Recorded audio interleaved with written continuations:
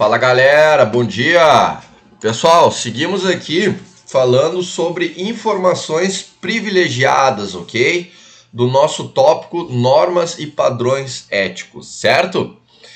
Galera, antes de eu começar aqui a detalhar, tá, essa prática que ocorre muito no mercado, eu gostaria de fazer uma observação.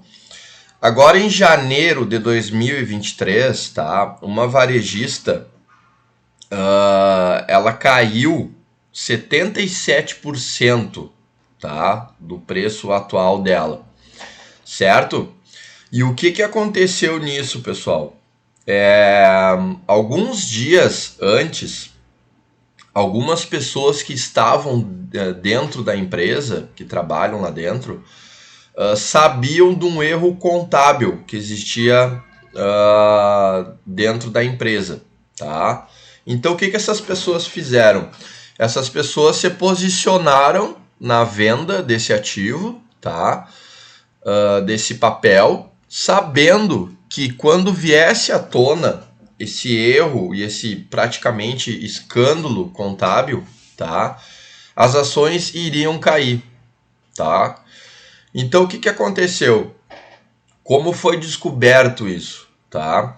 Os órgãos reguladores foram atrás, começaram a investigar, né? E viram, né, que alguns players tinham se posicionado, né? Quando a gente fala vendido, a gente fala shortado, que a gente pode falar, né? Quando a gente se posiciona para que a valorização do papel caia, o preço caia. Então, um dos órgãos reguladores notou que algumas pessoas já começaram a se posicionar na venda, tá, com uns lotes muito significativos. Então, essas mesmas pessoas tinham a informação privilegiada, né, do que a gente está falando, que quando viesse à tona o escândalo contábil, as ações iam cair. Então, as pessoas que têm as informações de dentro da empresa, existem algumas regras, pessoal. Algumas regras que você não pode fazer, né, diante de uma situação dessa. Que no caso seria um fato relevante, tá? Quando se tem, por exemplo, uma informação para sair, né?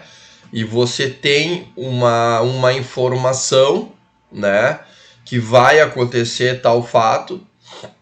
Então existem algumas regrinhas, né, de todo o player, trader, as pessoas que trabalham dentro da instituição para fins de lei, de legislação que eles não podem fazer, tá? E a gente vai falar aqui algumas características sobre isso, ok? Quando se tem, pessoal, uma informação privilegiada, no mercado é chamado de insider information, ok? Tá?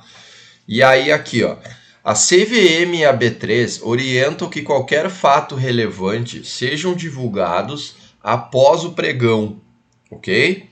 Pois esses comunicados influenciam diretamente na cotação dos ativos e na decisão dos investidores de manter as posições, certo?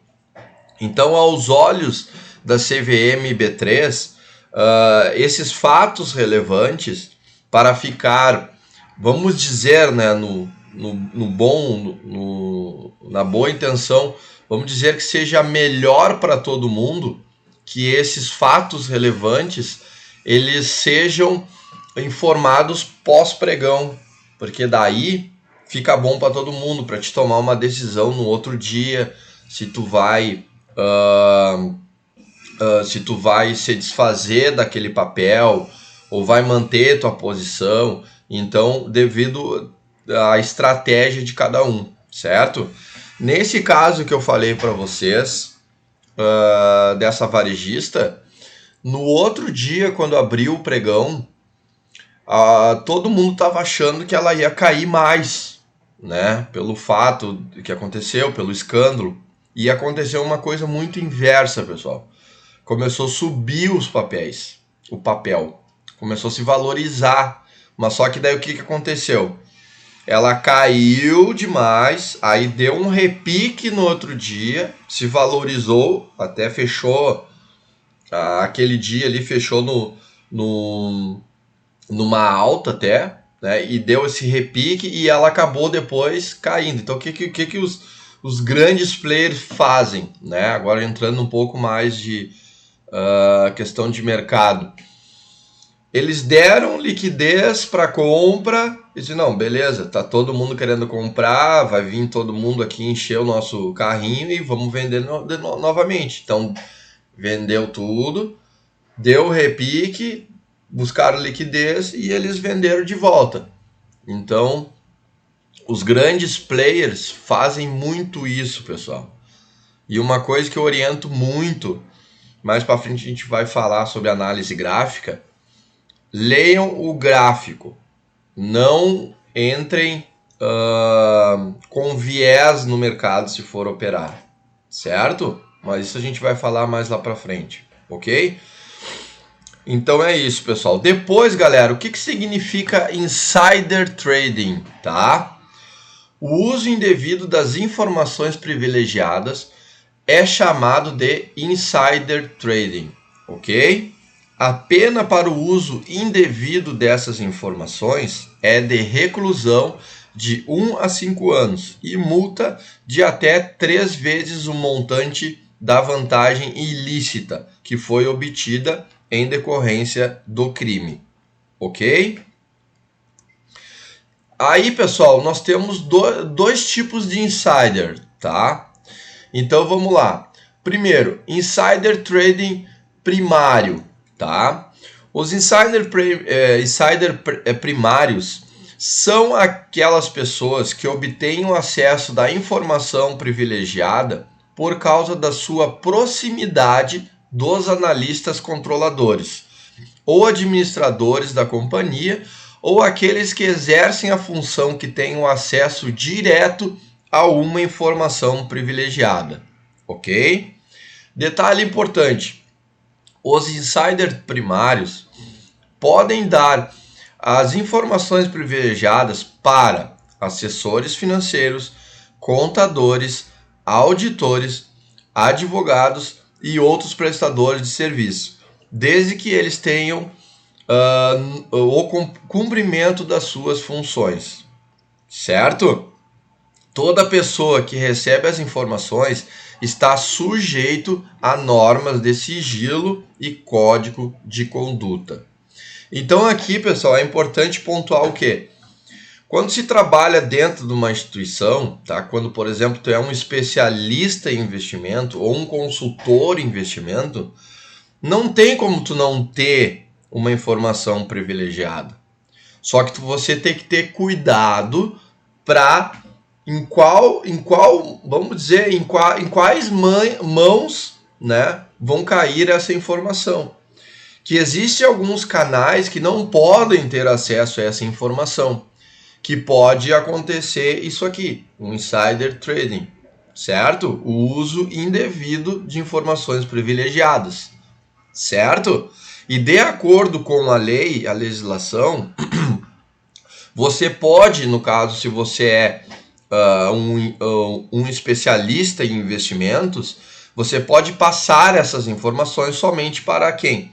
Para assessores financeiros, contadores, auditores, advogados e outros prestadores de serviço, desde que esteja dentro da lei, certo?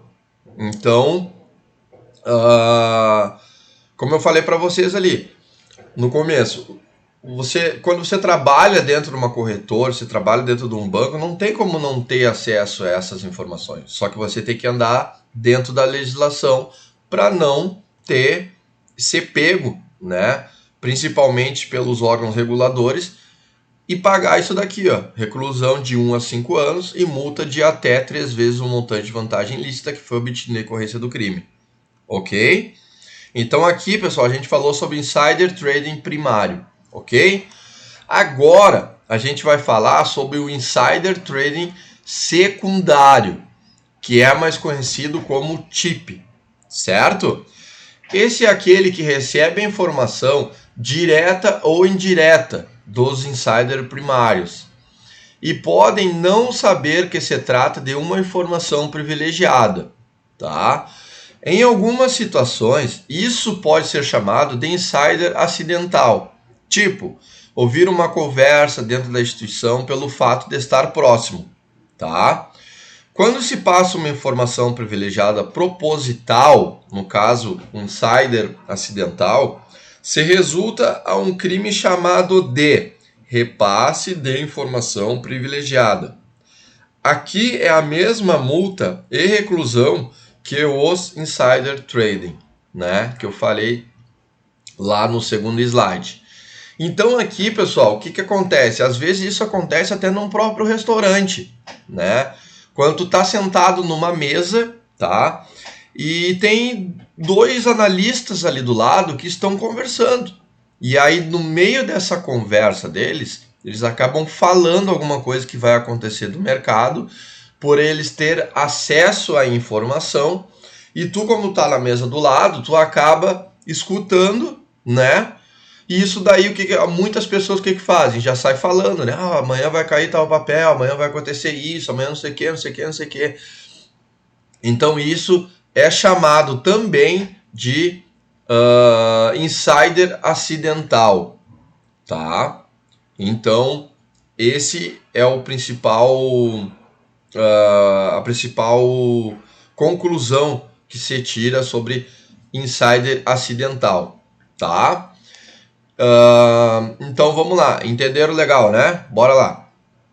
Depois, galera, outra prática que acontece muito no mercado é o front running, tá? Esse termo quer dizer no mercado largando na frente, tá? E também é vedado no mercado e é muito parecido como insider trading, tá? Basicamente, no front running, o corretor, assessor, agente ou outro intermediário financeiro de posse de alguma informação privilegiada faz operações antes das execuções das ordens dos clientes, tá? Observação: se o responsável que passar a compra ou venda do ativo pelo fato de ser uma informação privilegiada e ser um fato relevante, não ser uma intermediadora do mercado com certificação para fins, pode ser uma característica de insider trading, certo? Então assim, pessoal, vamos falar assim um pouco mais sobre essa situação.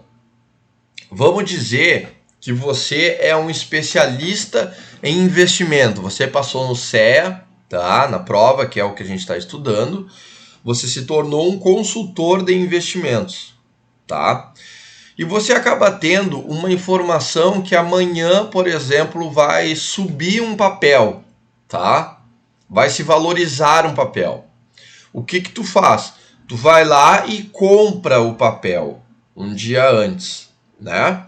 Você compra e depois disso você acaba ligando para seus clientes e dizendo: olha, amanhã vai ter uma oportunidade boa, vamos comprar hoje, vai valorizar tal papel, então vai lá, vamos comprar, vamos comprar. Então o que acontece? No outro dia acontece o esperado. O papel vai lá, sai o fato relevante, a notícia, e esse papel ele se valoriza, tá? Vamos dizer que você compra um papel a 20 e ele se valorizou a 30 reais, por exemplo, né? O que acontece, né?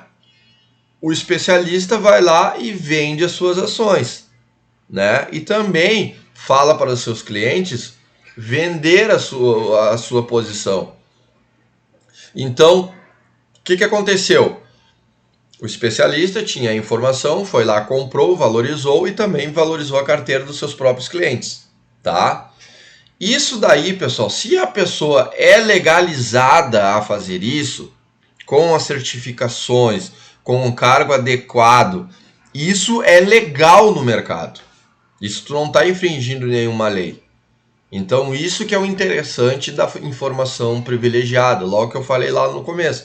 Quando você trabalha dentro de uma corretora ou de um banco ou de qualquer outra instituição, não tem como tu não ter uma informação privilegiada, né? Então daí o que acontece? Pessoas que têm certificação, que têm um cargo, que são autorizadas a fazerem isso, normalmente acontece de forma legal, entendeu?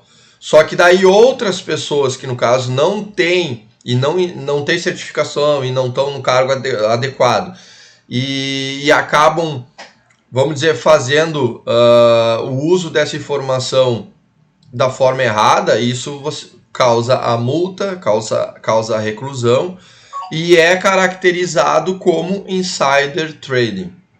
Certo, galera? Então, assim, quando vocês ouvirem falar muito sobre informação privilegiada, lembrem dessa aula, lembrem dessas diferenças que tem o que pode e não pode, e sempre tenham na cabeça assim, o depende, porque o depende dentro de várias situações no mercado, as leis e as normas, tá? Devido aos nossos órgãos reguladores, mostram que às vezes se pode fazer tal coisa, porém tu tem que ter licença para aquilo, tá bom? Então é isso aí, galera. Mais uma aula, tá, sobre informação privilegiada. É um tópico bem legal, né? E isso acontece bastante no mercado, pessoal. Fiquem ligados, ok?